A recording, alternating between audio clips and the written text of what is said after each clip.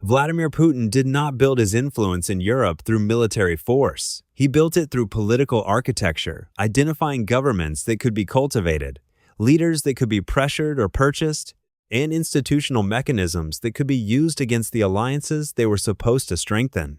Viktor Orbán was the most successful product of that architecture on the European continent. 16 years in power, veto rights inside a 27-nation alliance, state media under his control, democratic structures methodically weakened, and a relationship with Moscow that ran so deep his own foreign minister was leaking internal EU documents to Sergei Lavrov. On April 22, 53% of Hungarian voters dismantled that architecture in a single election. And Putin's most successful experiment in European political infiltration just became his most public failure. To understand why Orbán's defeat is a geopolitical event rather than merely a domestic political result, you need to understand what Putin's European influence strategy actually requires. It does not require military allies. Hungary's 41,000 military personnel would have been consumed by Russia's casualty rate in a single month. What it requires is institutional leverage, a presence inside the decision-making architecture of the alliances Russia opposes, capable of slowing, obstructing, or redirecting decisions from within. The European Union operates on consensus. Major decisions require unanimity. One cooperative member state inside that system is structurally worth more to an adversary than 20 friendly states outside it. Orbán understood this and weaponized it consistently, deliberately, and with increasing audacity as his relationship with Moscow deepened. The documentary record of what that relationship produced is now emerging with unusual clarity. Reuters reported on April 8 that Hungary's foreign minister Péter Szijjártó offered Sergei Lavrov copies of internal EU documents about Ukraine's accession process. This is not political sympathy with Russia's position. This is the transmission of confidential alliance documents to a government that is the subject of those documents, a government that is actively at war with the country whose accession is being discussed.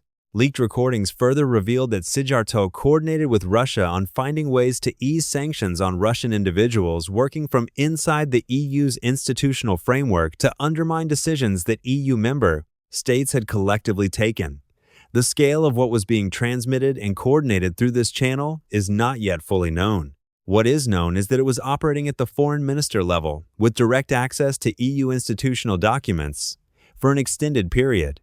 The fear dimension of Orbán's relationship with Putin deserves its own analysis.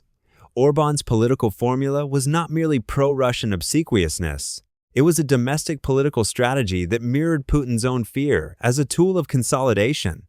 Orbán was once a liberal politician. He ran on EU and NATO membership in his first term. The transformation into the authoritarian figure who compared himself to a mouse helping a lion happened through a deliberate political pivot to fear-based nationalism, fear of migrants, fear of foreign interference, fear of the liberal intelligentsia, fear of a changing world.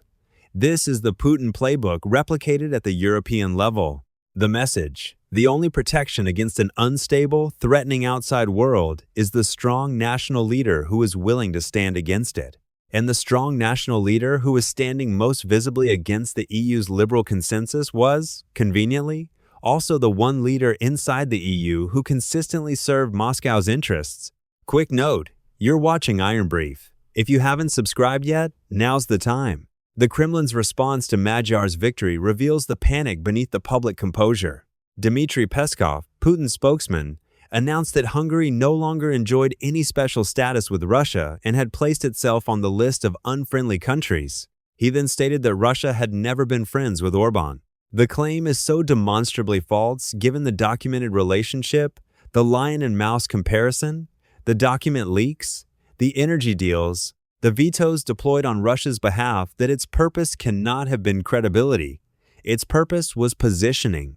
Russia was trying to preemptively signal that it had not been damaged by losing Orbán, while simultaneously indicating willingness to engage with Magyar's government and simultaneously throwing Orbán under the bus to preserve the fiction that Russia's influence operations in Europe do not exist. 3 incompatible messages delivered in the same breath, the signature of an institution that has not yet decided what its actual strategy is. The information operations Russia deployed against Magyar in the final weeks before the election confirmed that Moscow recognized the threat Magyar represented. False claims circulated that Magyar had used humanitarian trips to covertly deliver aid to Ukraine. Rumors of embezzlement, claims of plans to reinstitute a military draft. These are textbook hybrid warfare instruments, the same tactics deployed in French, German, Romanian, and Slovak political cycles in recent years. They failed in Hungary. 53% of voters chose Magyar despite a state media apparatus that had, at Orbán's direction, largely refused to cover his campaign. The public television and radio stations that ignored Magyar for months are now, after his victory, broadcasting his statements about appointing impartial editors.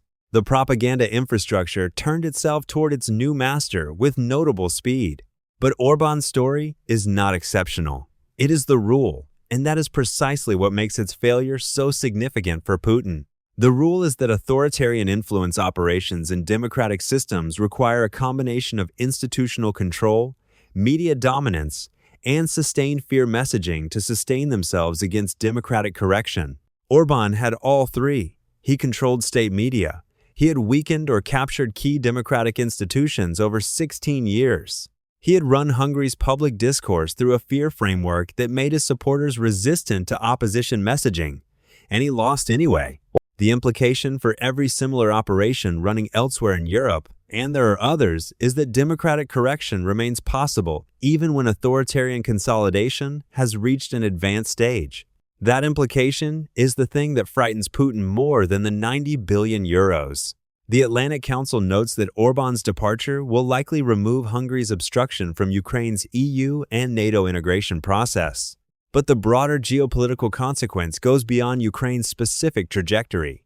Putin's European strategy depends on the credibility of the narrative that Europe is not unified, that Western support for Ukraine is fragile, and that authoritarian nationalist politics can successfully withstand democratic pressure. Magyar's victory invalidates all three claims simultaneously in the country where Putin's strategy was most advanced. The Kremlin's elite, who have consumed the narrative of European disunity as confirmation that Russia's position is sustainable, now have to account for the fact that the most visible example of that disunity voted it out by a majority of 53%.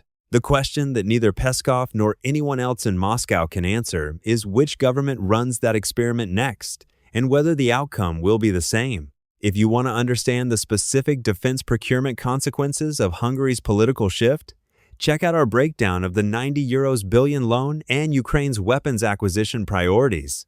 And if you want to see how Russia's European influence network operates and which nodes remain active after Orbán's fall, our analysis will show you the full architecture. Subscribe to Iron Brief so you never miss what comes next.